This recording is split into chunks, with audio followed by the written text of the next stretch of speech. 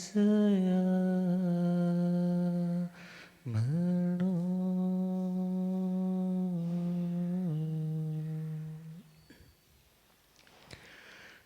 जे हाथ जोड़े गोरानो मेरी वंदना जे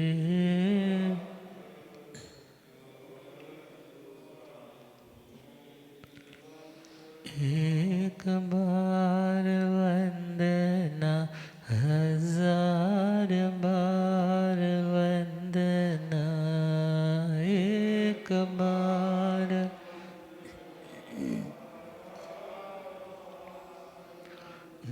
लाख बार वंदना करोड़ बार वंदना लाख बार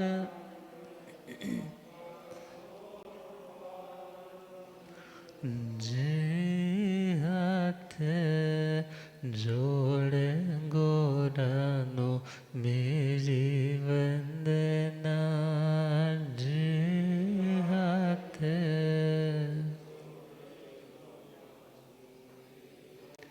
डगमग डोले नैया मेरी डगमग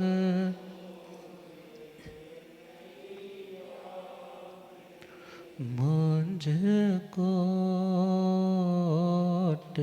है सतगुरु तेरे मुझे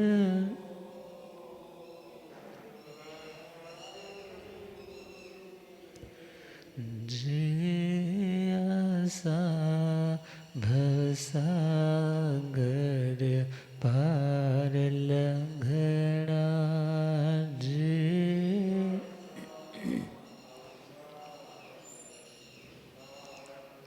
जे हाथ जोड़े गोरानो मेरी वंदना जे हाथ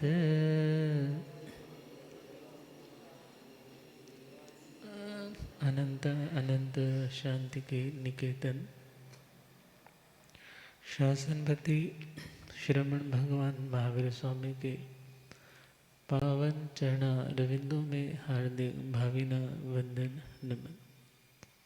मेरे अंधेरे जीवन को रोशनी प्रदान करने वाले परम उपकारी आगम ज्ञान के भंडार आगम ज्ञाता आगम पुरुष जैन शास्त्र रतन हिमाचल केसरी उपाध्याय भगवंत श्रद्धे गुरुदेव श्री जितेंद्र मुनि जी महाराज साहब के पावन चरण कमलों में हार्दिक भावना वंदन नमन।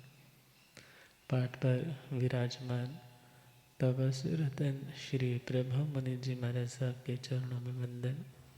पाठ पर शोभायमान प्रवचन प्रभाविका महासाध्वी तपोमूर्ति श्री सुयश प्रभा जी महाराज साहब एवं मधुर वक्ता महासाध्वी श्री आराधना जी महाराज साहब, धर्म सभा में उपस्थित धर्म अनुरागियों, सुशीलवती माताओं एवं बहनों, असीम पुण्यदय से भाग्योदय से आप सबको संतों का समागम और वीतरागवाणी श्रवण करने का सुअवसर प्राप्त हो रहा है।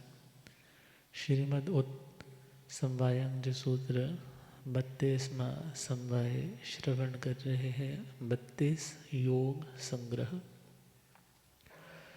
32 ऐसे पॉइंट्स भगवान ने जो स्वयं एक्सप्लोर किए, जो खुद जाने, अब वो सारी की सारी शांति की रेमेडी, उपचार, उपाय भगवान दुनिया को शेयर कर रहे। भगवान ने फरमाया कि हे आत्मा, यदि तुम चाहते हो कि मैं जिंदगी में पूर्ण निर्दोष बन जाऊं, तो एटलीस्ट दोष को दोष तो मानना होगा। यदि फर्स्ट कॉन्शियस तुम्हारी गलती को एक्सेप्टेंस की नहीं बनती, तो वो गलती तुम्हारी ज़िंदगी से दूर नहीं हो सकती। यदि योग्य डॉक्टर के पास जाकर के आप अपनी बीमारी, अपनी प्रॉब्लम बताओगे ही नहीं, तो वो उपचार कैसे करेगा? यदि प्रॉब्लम ज़्यादा है तो वो टेस्ट भी बोलेगा, वो आपको डायग्नोस बातों से भी करेगा, और जो उसने स्टडी की है उसके अकॉर्डिंगली रिलेट करके बताएगा कि मुझे ऐसा ऐसा लगता है। और यदि सपोज़ कोई सर्जन की कोई बॉडी का पार्ट जो खराब है उसको चेंज करने की या निकालने की ज़रूरत है, तो वो भी गाइड करेगा। तो प्रायश्चित जो हमारे दोषों की शुद्धि के लिए है, हमारे गलतियों को हमारी आत्मा से अलग करने के लिए है, मानो वो अंदर के व्रण, अंदर के जख्मों की हीलिंग करने वाला है। क्योंकि कुछ जख्म ऐसे होते हैं जो बाहर हैं और बाहर दिख जाते हैं, और उनकी मलहम पट्टी करनी आसान है। क्यों? क्योंकि कोई ना कोई देख करके टोकेगा भी, मक्खियाँ भिन भिना रही है तो खुद को भी इरिटेशन फील होगी, वो जल्दी से उसका उपचार लेगा। मगर जो अंदर से कोई ऐसा जख्म है जो पेन तो कर रहा है, मगर तुम अभी तक जान नहीं पाए बॉडी के किस पार्ट में कहाँ पर प्रॉब्लम आ रही, तो उसके लिए डॉक्टर बोलेगा तुम स्कैन करवाओ या तुम एमआरआई टेस्ट करवाओ, पिक्चर क्लियर हो जाए, फिर उसके बाद हम नेक्स्ट तुम्हारे ऊपर वर्क करें। इसी प्रकार अपनी ज़िंदगी में दोष का मतलब, जहाँ दोष होंगे वहाँ अशांति होगी, जहाँ ज़िंदगी में कोई कमी होगी वहाँ पर एक कॉन्फिडेंस लेवल उस व्यक्ति का कमज़ोर होगा। और जो व्यक्ति चाहता है कि मेरे साथ ऐसी प्रॉब्लम है कि मैं ज़्यादा खुश नहीं रह पाता, दुखी सा रहता हूँ, स्ट्रेस में रहता हूँ, या मैं किसी से अपनी बात शेयर नहीं कर पाता हूँ, तो हो सकता है उस व्यक्ति के अंदर कोई ऐसा दोष चाहते हुए या ना चाहते हुए आ चुका है, जिसके कारण वो आज खुद को गिल्ट कॉन्शियस होने के कारण कोसता तो है, मगर कोसने मात्र से तो ज़िंदगी सफल नहीं होगी। कोई गलती कमिट हो जाती है तो हताश होकर के बैठने से कुछ नहीं होने वाला, उससे तो बल्कि तुम और डाउन जाओगे। बल्कि तुम अपनी उस गलती को, अपनी उस कमज़ोरी को, अपनी उस प्रॉब्लम को योग्य व्यक्ति के साथ शेयर करो। और जब शेयर करेंगे तो जहाँ जहाँ प्रॉब्लम है, यदि कोई अंग छांटने वाला, काटने वाला बॉडी का ऐसा इन्फेक्टेड पार्ट बन चुका है तो वो किया जाएगा। और यदि वैसे ही औषधि से ठीक हो जाए तो औषधि से बोला जाएगा। यदि कोई डाइट प्लान चेंज करके तुम्हें ठीक होने की संभावना दिखती है तो डॉक्टर विल गाइड यू कि तुम अपनी डाइट में चेंज कर लो, अपने लिविंग स्टाइल को चेंज कर लो। अब प्रायश्चित हमारी ज़िंदगी में आए हुए दोषों को ख़त्म करने के लिए, प्रायश्चित मतलब कोई भी व्यक्ति अपने कपड़ों को गंदा करने के लिए तो नहीं पहनता। क्यों पहनता है? कि अच्छा भी दिख सकूं, सर्दी गर्मी को भी सह सकूं, सिविलाइज्ड भी रह सकूं। मगर जब कभी कपड़ा गंदा हो जाता है और चार लोग यदि देख करके टोक भी देते हैं, तो तुम्हें गुस्सा करने की तो ज़रूरत नहीं, बल्कि तुम्हें किसकी ज़रूरत है कि तुम उस कपड़े को वॉशिंग में डालो, उसको क्लीन करो। इसी प्रकार कुछ कमियां तो ऐसी हैं जो बाहर दिख जाती है, मगर कुछ कमियां ऐसी हैं जो भीतर की है, केवल ज्ञानियों के अलावा या तुम्हारी अपनी आत्मा के अलावा किसी को पता नहीं। मगर वो मलिनता तो है, वो गंदगी तो है, वो जब तक दूर नहीं होगी तो जो हम शांति चाहते हैं, जो हम परमात्मा भाव चाहते हैं कि मेरे में उतरे, प्रकट हो जाए, वो नहीं हो पाता। तो भगवान से पूछा जाता है कि हे भगवान, यदि कोई प्रायश्चित करे तो उसे मिलेगा क्या? तो भगवान कहते हैं प्रायश्चित करने वाली आत्मा अपने अंदर के व्रण, अंदर के जख्मों को हील कर लेता है, और आगे चले तो वो आत्मा मार्ग और मार्ग के फल को प्राप्त करता है। मार्ग का मतलब सम्यक श्रद्धा, मार्ग का फल ज्ञान। अर्थात यदि श्रद्धा, यदि बिलीफ सिस्टम हमारा ठीक करेक्ट हो जाता है, क्योंकि प्रायश्चित लिया तो एक मेंटालिटी बन गई कि गलत चीज़ गलत ही होती है, मुझे गलत चीज़ का सेवन नहीं करना चाहिए। इससे तुम्हारा बिलीफ सिस्टम, तुम्हारे दिमाग में जो कचरा था, जो तुम गलत को सही मान करके बैठे थे, पहले तो वो मेंटालिटी तुम्हारी क्या हुई, वो गंदगी थी ना, वो क्लीन हो गई।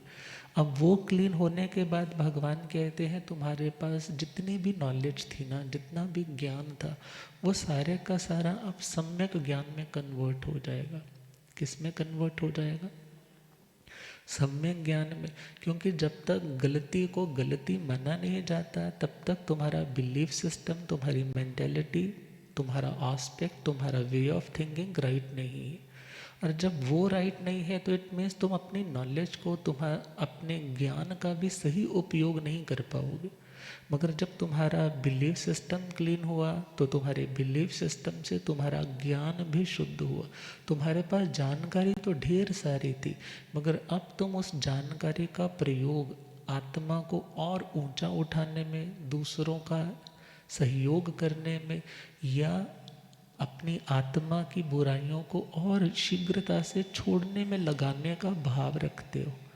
और अगला स्टेप बताया भगवान ने कि जो आत्मा प्रायश्चित स्वीकार करता है, अपने दोषों को, धब्बों को साफ करने के लिए बढ़ता है, तो उस आत्मा में चारित्र, प्रैक्टिकली जिंदगी में अच्छा बने रहने की हिम्मत आ जाती। प्रैक्टिकली अच्छा बने रहने की हिम्मत आ जाती है। ज़िंदगी में बहुत बार ऐसा वातावरण बनेगा, ऐसे सर्कमस्टांसेस क्रिएट होंगे जब तुम कभी चाह करके, कभी अनचाहे मन से गलत ट्रैक पर चलने लग जाते हो। मगर ऐसे टाइम में भी अपने कदमों को सही मार्ग पे, सन्मार्ग कौन सा, जिस पर चलते हुए तुम्हें कभी फ्रस्ट्रेशन नहीं होती, जिस पर चलते हुए तुम्हें कभी भय नहीं लगता, जिस पर चलते हुए तुम बिल्कुल रिलैक्स हो कि मैं किसी का बुरा या अपना भी बुरा नहीं कर रहा। मगर उन मार्ग, गलत रास्ता कौन सा, जो तुम्हें अंदर ही अंदर कुंठा, अंदर ही अंदर तुम दबते चले जाते हो, अंदर ही अंदर सफोकेटेड से फील करने लग जाते हो। तुम्हारी जो एबिलिटीज़ है, तुम अपनी उन एबिलिटीज़ को एक्सप्लोर नहीं कर पाते। तुम्हें वो अपनी एक कमी बार बार अंदर से कचोटती रहती है, मैं तो कर ही नहीं सकता, जब मैं इस चीज़ को नहीं ठीक कर पाया तो मैं कुछ नहीं कर सकता। अर्थात उसमें नेगेटिविटी बढ़ने लग जाती है और वो व्यक्ति फिर ज़्यादा देर तक शांत नहीं रह पाता, सराउंडिंग्स को भी अशांत करने लग जाता। तो भगवान ने कहा खुद को टटोलना है, खुद को देखना है।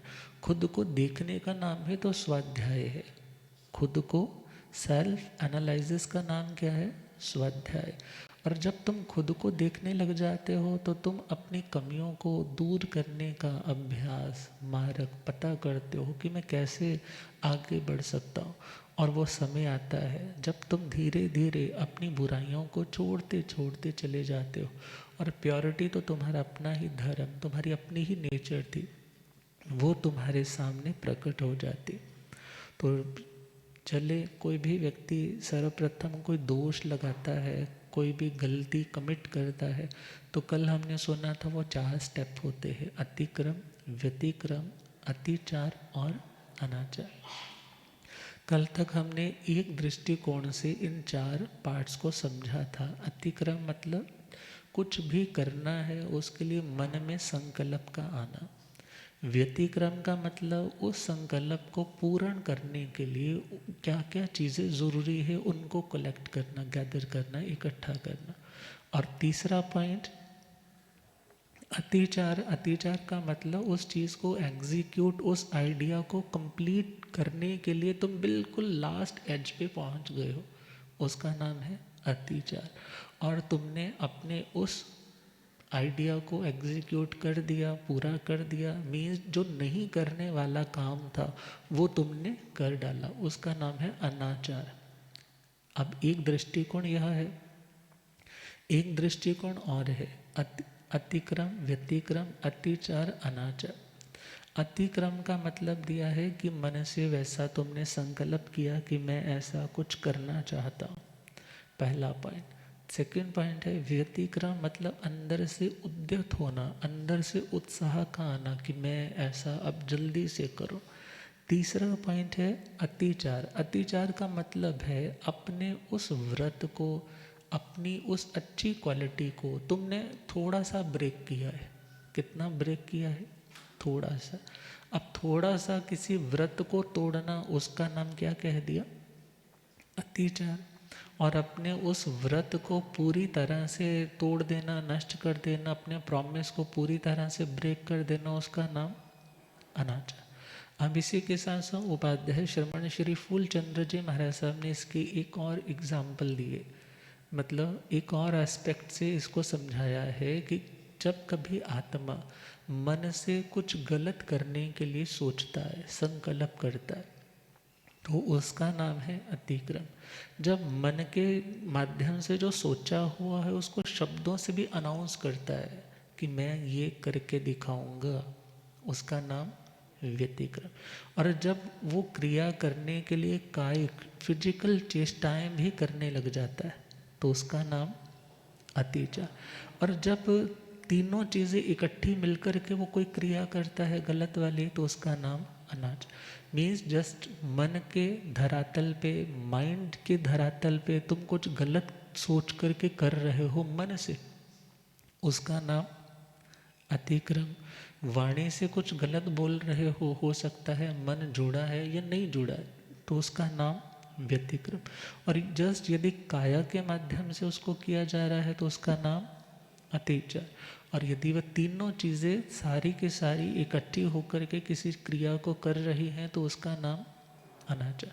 तो खैर, जो नहीं करना था सो हो गया। लिखने वाले ने लिखा है कि मैं जो नहीं करना चाहता था सो कर बैठा, जो करना था उसको भुला बैठा। मगर अब हमें क्या करना है? जो करना है उसको याद रखते हुए करना ही है, और जो नहीं करना है उसको ठंडे बस्ते में डाल देना है कि मुझे ये करना नहीं। अब हैबिट कैसे बिल्ड की जाती है? तो कहा जाता है कि जो तुम करना चाहते हो उसको बड़ा ऑब्वियस बना दो, उसको बहुत इजी बना दो, उसको इतना ज़्यादा आसान कर दो कि आपको वो करना बहुत आसान हो जाए। जैसे सपोज़ कोई चाहता है कि मेरे पानी पीने की हैबिट बहुत कमज़ोर है मगर मैं चाहता हूँ कि पानी अच्छे से पीना चाहिए, तो कहा तुम अपनी पानी की बोतल कहाँ रखो? जहाँ तुम्हारा सिटिंग प्लेस है, जहाँ तुम बैठते उठते ज़्यादा लंबे टाइम तक हो, वहाँ पर समीप रखोगे तो बार बार ध्यान जाएगा कि मुझे अब क्या लेना है? पानी। और इसी प्रकार देखे तो जिन लोगों को ये ख्याल है कि मुझे कोई गलत हैबिट को मेंटेन करना है, या कोई हैबिट जो तुम्हारी बन चुकी है, ध्यान देना, तुम यदि कुछ भी लेते हो, सपोज़ कोई गुटखा लेता है, कोई अफीम लेता है, कोई सिगरेट पीता है, तो उन लोगों की वो चीज़ें हमेशा उनके समीप ही होती है। जब कभी भी पॉकेट देख लो वो चीज़ तुम्हें, क्यों? क्योंकि तुमने उस चीज़ को इजी कर रखा है, पास कर रखा है, आसान कर रखा है, इसलिए वो हैबिट नहीं टूट रही। मगर जब तुम उस चीज़ को दूर कर दोगे, उस चीज़ को डिफ़िकल्ट बना दोगे, तो उस चीज़ की संभावना कम होने लग जाएगी। खैर, जो नहीं करना था सो कर बैठे, मगर दोबारा से ना हो, और जो हो चुका है वो दोष मेरा क्लीन हो जाए, शुद्ध हो जाए। तो भगवान ने फरमाया वो 10 तरह का प्रायश्चित होता है। कितनी तरह का? 10 तरह का। अब हर प्रॉब्लम के लिए, हर शरीर की इन्फेक्शन के लिए सर्जरी तो नहीं होती। किसी के लिए तो बस पट्टी होती है, वो क्लीन कर दिया, सोफ्रामाइसिन लगा दी, जल्दी से कुछ दिनों में हील हो जाए। बहुत डेप्थ वाला ज़ख़म है उसमें कुछ ज़्यादा टाइम लगेगा। मगर जो अंदर के नासूर है, जो अंदर के ज़ख़म है, सपोज़ इंटेस्टाइन में अंदर ज़ख़म हो गया है तो उसकी हीलिंग में ज़्यादा टाइम लगे। तो कहा जाता है कि जो दोष है वो दोष तो दोष है, वो ज़ख़म तो ज़ख़म है, मगर हर ज़ख़म की दवा एक जैसी नहीं होगी। हर ज़ख़म का ट्रीटमेंट अलग अलग टाइप का होगा। तो ये सारा कुछ हम कर क्यों रहे हैं, जान भी रहे हैं और कर भी रहे हैं, तो क्यों करना चाहते हैं? क्योंकि हम चाहते हैं कि हम अपनी आत्मा के प्योर स्वरूप में आ जाएं, जो हमारी ओरिजिनलिटी एक शुद्ध और सिद्ध और बुद्ध और मुक्त आत्मा की तरह है, हम उस लेवल तक पहुंच पाए। तो उसके लिए उन बीमारियों को, उन दोषों को दूर करना तो ज़रूरी है ही।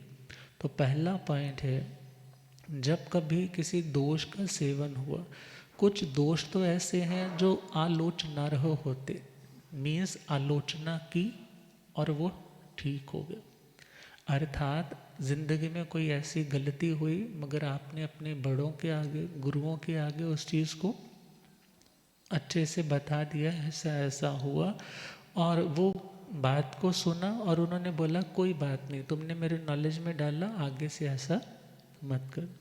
मीन्स कुछ दोष तो ऐसे हैं, कुछ बुराइयां तो ऐसी हैं जो हम जस्ट बताएंगे और वो बताने मात्र से ही हमारी ज़िंदगी से वो बुराई चली जाएगी। दूसरा पॉइंट है कि कुछ दोष ऐसे हैं जो प्रतिक्रमणार्ह होते। प्रतिक्रमण का मतलब, एक शब्द है अतिक्रमण, दूसरा शब्द है प्रतिक्रमण।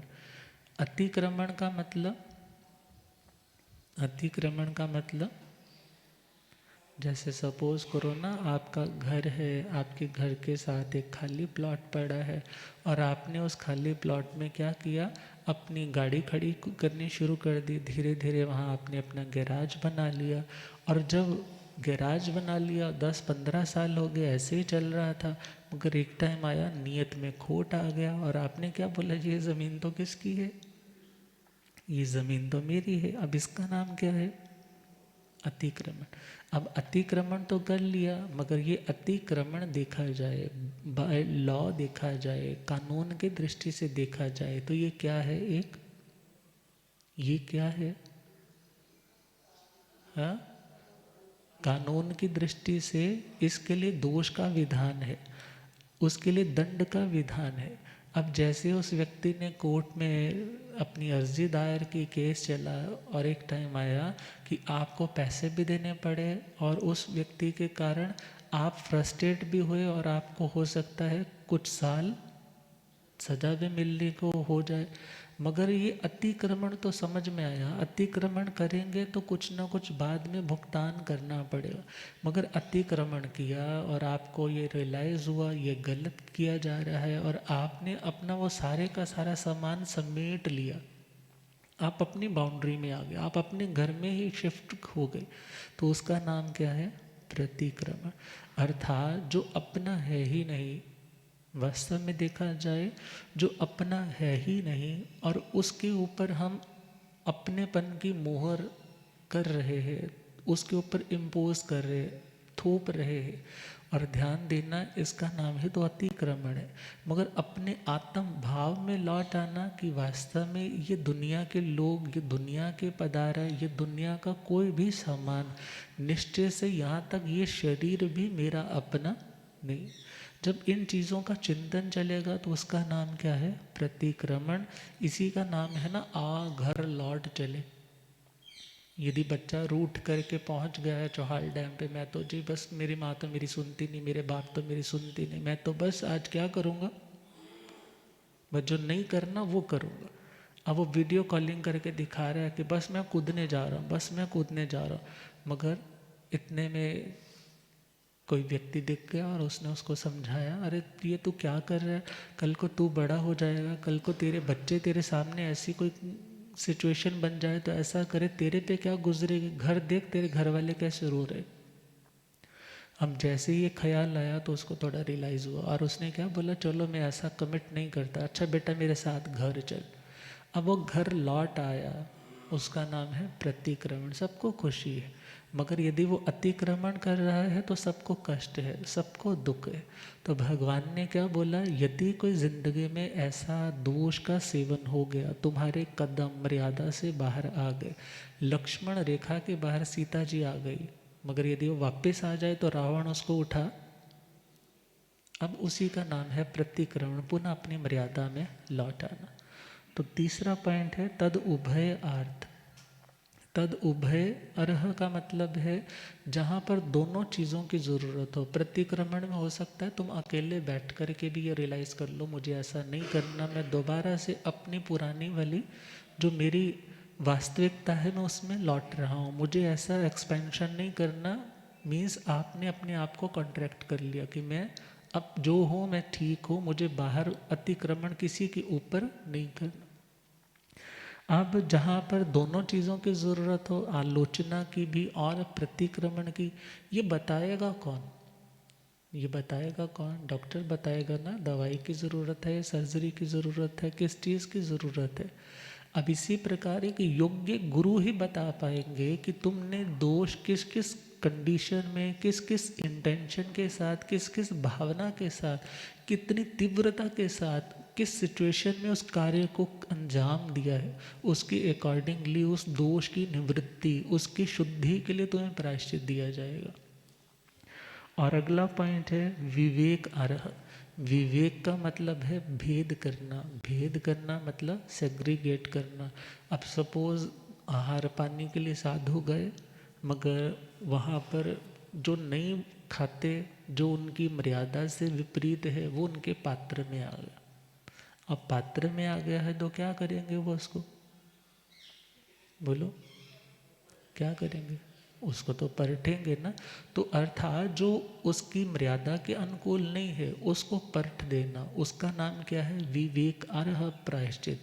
अर्थात इस विवेकार्ह प्रायश्चित में उन चीज़ों का त्याग किया जाता है कि जो जो चीज़ें हो सकता है कि तुम्हें कोई चीज़ अच्छी बहुत लगती है मगर तुमने किसी दोष का सेवन किया, तो महाराज ने क्या कह दिया, इतने दिन के लिए तुम्हें इस चीज़ का सेवन, इसका नाम भी क्या है? विवेकार्ह प्रायश्चित। अर्थात जहाँ पर विवेक करने का तुम्हें अभ्यास करवाया जाए। अगला पॉइंट है व्युत्सर्गार्ह। व्युत्सर्ग का मतलब है त्याग। व्युत्सर्ग को एक यदि उसका छोटा रूप देखे तो उसका नाम है कायोत्सर्ग, और एक बड़ा रूप देखे तो उसका नाम है व्युत्सर्ग। कायोत्सर्ग अर्थात यदि कोई ऐसी चेष्टा शरीर के माध्यम से हो गई मगर करनी नहीं चाहिए थी, किसी के साथ तुम्हारा जुड़ाव हो गया, होना नहीं चाहिए था, तो ऐसे समय में क्या किया जाता है? कायोत्सर्ग। क्या किया जाता है? पाठ आता है ना, तत्सूत्री करनेणं पायच्चित करनेणं विसोही करनेणं विसल्ली करनेणं पावाणं कम्माणं निघाय नट्ठाय ठामी काउसग्ग। मैं कायत्सर्ग में स्थिर होता हूँ। किसके लिए? तस उत्तरी करनेणं, अपनी आत्मा को और उत्कृष्ट बनाने के लिए। पायच्चित करनेणं, जो दोष मैंने लगाए थे, जो मैंने दोष के धब्बे आत्मा के साथ लगा रखे हैं, उनको दूर करने के लिए, उनका छेदन करने के लिए। विसोही करनेणं, आत्मा की विशेष शुद्धि करने के लिए। मीन्स एक सामान्य शुद्धि है और एक विशेष शुद्धि है। एक सिंपल, वो पुराने टाइम में नरोल के साबुन चलते थे, एक नेचुरल ओन सोप से कपड़ा धोना है, और एक बढ़िया वाले डिटर्जेंट से, टाइड से, सर्फ एक्सल से, और फिर बाद में और उसकी वाइटनेस बढ़े उस तरह से धोना है। तो आत्मा की और ज़्यादा विशेष शुद्धि के लिए विसोही करनेणं।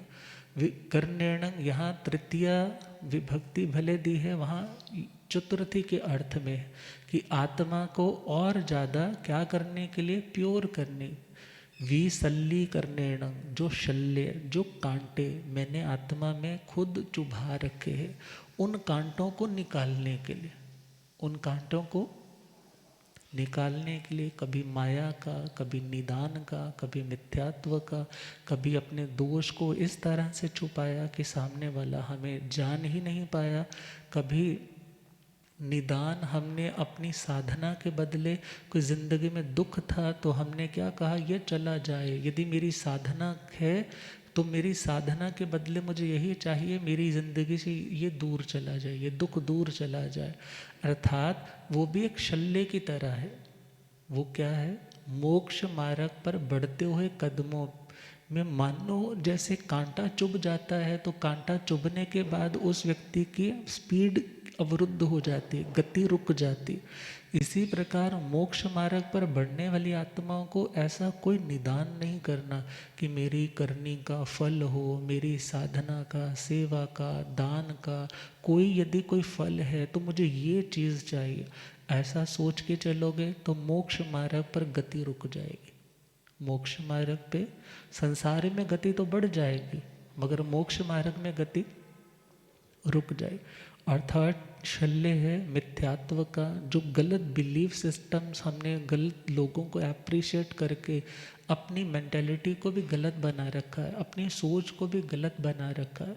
उन देखा जाए सबकॉन्शियस में जो हमारे नेगेटिव थॉट्स हैं, जो हमने गलत लोगों को बार बार अप्रिशिएट करके एंटरटेन करके खुद की मेंटेलिटी को ख़राब कर रखा है, उनका भी क्या करने के लिए, कांटों को उद्धरण करने के लिए, निकालने के लिए विसल्लीकरणेन पावाणं कम्माणं, पाप कर्मों के, किसके पाप कर्म किसे बोलते हैं? जो हमें पतित करते, जो हमें क्या करते हैं, पतित करते हैं। पतित का मतलब सपोज किसी ने 10 सीढ़ियाँ चढ़ ली है, मगर 10 सीढ़ियों से वो क्या आ गया, चौथी सीढ़ी पे आ गया, तो जो हमें डाउन लेवल पर ले आए उसका नाम क्या है? उसका नाम क्या है? उसका नाम है पाप। और तभी बोलते हैं ना, भगवान तुम तो पतित पावन हो, पतित लोगों को भी पावन करने वाले हो, जो मैले कुचैले हैं दिल से उनको भी शुद्ध करने वाले हो, जो बड़े गिरे हुए हैं उनको भी ऊपर उठाने वाले हो। तो हमने इस साधना में क्या किया कि हम यदि कायत्सर्ग में बैठने जा रहे हैं तो वो कायत्सर्ग है किसके लिए? किसके लिए है? पावाणं कम्माणं निघाय, निर्घात के लिए, पाप कर्मों का विनाश हो जाए उसके लिए। भगवान के मार्ग में कभी बाहर के किसी व्यक्ति का विनाश करने का कोई उपदेश नहीं दिया। भगवान कहते हैं आत्मा तुम स्वयं अपने मित्र हो, स्वयं ही अपने शत्रु हो। अपनी भीतर की बुराइयों को खत्म करोगे तो तुम अपने मित्र हो, और यदि अपनी बुराइयों के साथ हाथ मिला कर के बैठे हो तो तुम अपने ही शत्रु हो। वह क्योंकि तुम अपनी बुराइयों को प्रमोट कर रहे हो, उनको अप्रिशिएट कर रहे हो। इसलिए यदि तुम चाहते हो कि तुम आगे बढ़ सको तो बुराइयों को बुराई समझ करके उन्हें त्यागना होगा, उन्हें शत्रु समझ करके त्यागना होगा। तो पावाण कम्माण निघाय नठाए, उनको पंजाबी में शब्द आंदा ना, नठ गया। नठ गया मतलब भाग गया। जिन शत्रुओं ने हमारे घर में अड्डे लगा रखे हैं उनको नठाने के लिए, हम सिंपल समझे ना, उनको नठाने के लिए ये भाग जाए।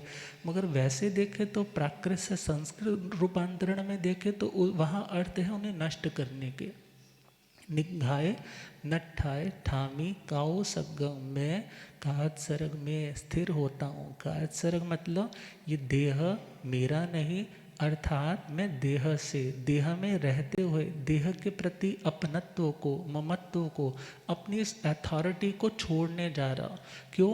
क्योंकि एक समय आएगा जब मैं इतनी अथॉरिटेटिवली कहता हूँ ये शरीर मेरा है, मगर वो टाइम आएगा ये पकड़ मेरी ढीली पड़ जाएगी और मुझ आत्मा को नेक्स्ट अपने कर्म के अकॉर्डिंग अगले स्थान पर जाना पड़ेगा। इसलिए मैं समय रहते, शरीर में रहते, शरीर के साथ रहते मैं ये जानूं कि ये मेरा साथी तो है, मगर मेरा अपना स्वरूप नहीं। इसलिए मैं क्या करने जा रहा हूँ? कायत्सर्ग करने जा रहा हूँ। तो जब कभी कोई ऐसा दोष लग गया, कभी विहार में चल कर के आए, कोई ऐसा हरि इत्यादि पे पैर आ गया, या कभी कोई संघट्टा इत्यादि लग गया, इंटेंशन नहीं थी कोई ऐसी, मगर गुरु महाराज ने क्या बोला, इतने लोकस का, इतने श्वासोश्वास का कायत्सर्ग करो। उससे क्या होगा? जो तुम्हारी देह के प्रति आसक्ति और देह के माध्यम से किसी अन्य के साथ जुड़ाव हुआ था, तो देह के साथ बने हुए अपने उस कनेक्शन को ब्रेक किया जाएगा। जब ब्रेक किया जाएगा तो जो जुड़ाव उसका उसके साथ था वो भी ब्रेक हो जाएगा। तो अगला पॉइंट बताया व्यत्सर्ग। फिर अगला छठा प्रायश्चित है तप। तप में व्रत करो, कोई बोलता है महाराज जी आज मेरे से ऐसे ये हिंसा हो गई, तो गुरु महाराज ने बोला ये 4 उपवास करने हैं, इकट्ठे करने। ये सारी तपस्याएं किसके लिए? दोष की निवृत्ति के लिए। पहला पॉइंट, मेरा दोष चला जाए, जिंदगी में जो पाप की इनकमिंग हुई है, वो गार्बेज आया है, वो आउट हो जाए। दूसरा पॉइंट, नेक्स्ट टाइम के लिए मैं और ज़्यादा सावधान हो जाऊं। नेक्स्ट टाइम के लिए मैं क्या हो जाऊं? और ज़्यादा सावधान हो जाऊं। यदि आज मैंने इसको हल्के में ले लिया तो कल मैं और बड़ी गलती कमिट करूंगा, कुछ कर भी लूँगा तो भी मेरे को कोई प्रॉब्लम नहीं होगी। मैं सोचूंगा मैंने कुछ क्या गलत किया, हो ही जाता है। मगर यदि आज मैंने अपनी गलती के लिए खुद को क्या किया, पनिश कर भी दिया, तो वो पनिशमेंट देखा जाए, पनिशमेंट वो पनिशमेंट नहीं है जब तुम दूसरों को डराने धमका करके पाप बांधते हो, मगर खुद को इस तरीके से यदि पनिश किया भी जा रहा है तो अपनी अवेयरनेस को और ज़्यादा मजबूत करने के लिए, अपने सबकॉन्शियस में और ज़्यादा एक उस पॉइंट को फिक्स करने के लिए, ऐसी परिस्थिति आए तो भी ऐसा गलत स्टेप तुम्हें कभी उठाना नहीं। और तीसरा पॉइंट है, इससे एक व्यवस्था बनती है। जब कोई अपनी ज़िंदगी में लगी हुई भूल के लिए प्रायश्चित मांगता है, कहता है कि मेरे से गलती हुई, तो जो अन्य लोग हैं ना, फैमिली मेम्बर्स है या अन्य लोग जो उसे देखते हैं, वो क्या सोचते हैं, अरे देखो गलती तो किसी से भी हो जाती, मगर गलती को गलती मान करके उसके सुधार के लिए कोई कोई ही आगे आता है। और ये इतने बड़े होकर के भी अपनी ज़िंदगी में प्रायश्चित ग्रहण कर रहे हैं, तो हम तो कितने निकम्मे हैं, इतने पाप करते हैं, किसी को बताते नहीं, और फिर भी क्या बोलते, हम तो बहुत अच्छे हैं। और इसीलिए तो हमारा कोई ज़्यादा विकास अध्यात्म की दृष्टि से स्पिरिचुअलिटी के पाथ पे नहीं हो पा रहा। अर्थात यदि हम क्लियर हार्टेड होना चाहते हैं तो जो गलती है उसको मानना भी होगा और उसकी रिकवरी के लिए प्रायश्चित भी ग्रहण करना होगा। अगला पॉइंट है छेद। छेद का मतलब, जैसे किसी के डायबिटिक है तो पैर में हो जाता है ना, पार्ट उसका गलने लग जाता है, तो डॉक्टर क्या रिकमेंड करते हैं, हमने इंजेक्शन देकर देखा, दवाइयाँ देकर देखा, कुछ नहीं फ़र्क पड़ रहा।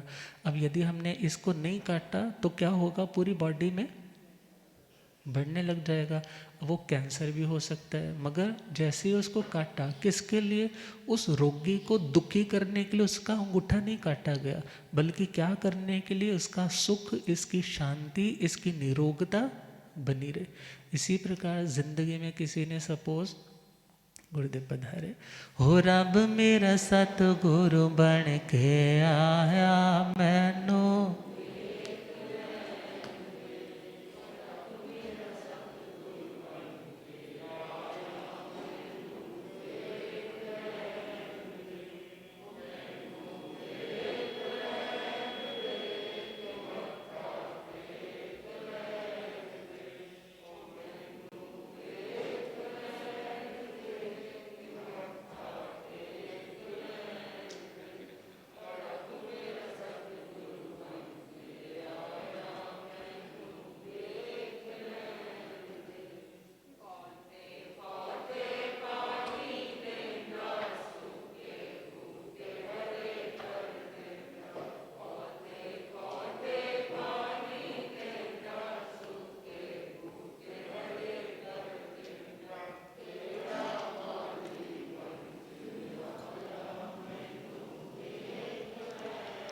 हो केड़ा माले बन के आया मैनू, हो रब मेरा सतगुरु बन के, भलिया गंग्याता आगम पुरुष जन शास्त्रधन हिमाचल केसरी उपाध्याय भगवंत श्रद्धे गुरुदेव श्री जितेंद्र मुनि जी। तो छेद का मतलब, जब कभी जिंदगी में कोई ऐसा दोष आ गया है, मगर उस दोष की निवृत्ति मतलब उसे दूर करने के लिए और नेक्स्ट टाइम वो गलती ना आए उसके लिए, ये संक्रमण और फैले नहीं उसके लिए उतने अंश को काट देना, उसका नाम है मूल प्रायश्चित। उसका नाम है छेद प्रायश्चित। अर्थात किसी ने दीक्षा पर्याय तो 25 साल तक की पाल रहा है, मगर कोई ऐसे किसी दोष का उसको सेवन करना पड़ा तो उसका सपोज 6 मास की दीक्षा का छेद करवा दिया। तो वो किसके लिए करवाया है? एक तो व्यवस्था बनी रहे कि वो कोई भी व्यक्ति उस चीज़ को इतना कॉमन ना बना ले कि हम भी इन चीज़ का सेवन कर ले। दूसरा, एक खुद को भी मन में एक आत्म भाव बना रहे कि मैंने यदि दोष लगाया है तो हे आत्मा, कर्म उदय के कारण दोष लगाया था, नहीं सह पाया, मगर अब उसकी रिकवरी के लिए मुझे क्या ग्रहण करना चाहिए? प्रायश्चित ग्रहण करना चाहिए। अब जैसे किसी से कंपनी में कोई गलती हो जाती है तो उसकी कुछ सैलरी काट देते हैं, तो यहाँ उसका कोई लेवल थोड़ा सा डाउन कर देते हैं, तो किसके लिए? एक तो व्यवस्था बनी रहे, हर कोई उस गलती को ना करता रहे और उस व्यक्ति में और अवेयरनेस आ जाए। अब अगला पॉइंट है मूल, अनुठप्पा और पारांचिक। मूल में कोई बड़ा दोष का सेवन किया है तो पूरी दीक्षा काट दी जाती है, पुनः दोबारा से दीक्षा दी जाती। अनुठप्पा अनवस्थाप्य, जिसमें ये प्रायश्चित भले आजकल नहीं होते, मगर ये बड़े लेवल्स के अधिकारी संतों को दिए जाते हैं। किसी दोष का कोई ऐसा सेवन कर लिया, क्योंकि एक बड़ी फिगर है तो बड़ा व्यक्ति है, बड़ा व्यक्ति यदि किसी बड़ी गलती का शिकार होता है तो उसको प्रायश्चित बड़ा इसलिए दिया जाता है कि उनको अपने स्थान की गरिमा का ख्याल क्यों नहीं रहा, और दुनिया के लोग ये जान सके कि ये प्रायश्चित बड़ों को यदि बड़ा दिया गया तो छोटों को तो ग्रहण करना ही पड़े। तो अनवस्थाप्य, जिसमें तप विशेष करने के बाद उन्हें दीक्षा दी जाती। और फिर है पारांचिक, जिसमें गच्छ से बाहर निकाल करके वेश उनको कोई पहचान ना पाए, तप विशेष 6 महीने से 12 वर्ष तक का फिर पुनः दीक्षा दे करके संघ में लाया जाता है। तो ये सारे के सारे प्रायश्चित है। और आत्मा को क्या सोचना है कि यदि मैंने बबूल बोए हैं और मैं सोचूं मुझे आम मिल जाएंगे, तो नहीं मिलने वाले। भले वो बबूल के बीज हमें नहीं दिख रहे आज, वो पेड़ भी छोटा सा भी कुछ कांटे नहीं दिखा रहा, मगर जब उदय अवस्था आएगी तो कोई बचाने वाला। तो अभी वक्त है, अभी पहचानने कि जहाँ जहाँ बबूल बोए हैं उनको उखाड़ करके अच्छे फ्रूट्स खाना चाहते हैं तो अच्छे कर्मों के बीज लगाने शुरू करें। और तभी क्या गुनगुनाना है? बीज किकराते मंगे खुर मानिया, बीज किकराते मंगे खुर, 10 मोर खांदे होर की निशानियाँ, 10 मोर खांदे। जेड़े बीज देने कंडे आनो आप ओए, जेड़े बीज देने कंडे आनो, ओना भोगणे ने पैंदे संताप ओए, ओना भोगणे ने पैंदे संताप। रोण पार पार अखियां ने माणिया, रोण भार भार अखियां ने, 10 मोर खांदे होर की निशानियाँ, 10 मोर खांदे। तो समझदार बनने के लिए समझदार लोगों की कंपनी की जाती है। और कंपनी ये जिनवाणी ही है ना, इतने समझदार, वो इतने स्कॉलर आत्माएं, इतनी स्टोइक आत्माएं, इतनी स्टेबल आत्माएं, जिन्होंने ज़िंदगी के हर कॉज एंड इफ़ेक्ट थ्योरी को जानना, पहचानना, और उन्होंने वो चीज़ें शेयर की। और यदि हम सुनेंगे और उसको ज़िंदगी में अशांति को दूर करने के लिए अप्लाई करेंगे तो ज़रूर हम सुखी हो पाएंगे। इस विश्वास के साथ चलेंगे, उसका नाम सम्यक श्रद्धा पूर्वक चारित्र होगा, और वही कर्म काटने में सहयोगी और उपयोगी बन पाएगा। तो आज का इस प्रवास का ये अंतिम दिवस था और आप सभी ने बहुत ही भक्ति भावना श्रद्धा के साथ लाभ लिया। भले वो बोलते हैं कि नंबर नहीं देने चाहिए किसी को, मगर बहनों ने ज़्यादा लाभ लिया।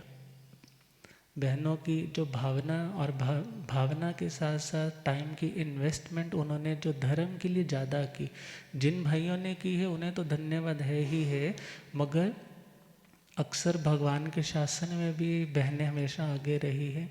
तो आप आगे रहिए, मगर बच्चों में और संस्कार डालिए कि वो भी आगे आ पाए। और जिन जिन भाइयों ने भी लाभ लिया उन सभी को हार्दिक हार्दिक साधुवाद। कहने सुनने बोलने में कुछ भी गलत लगा हो उसके लिए हृदय से मिच्छामि दुक्कड़म क्षमा याचना। ओम शांति।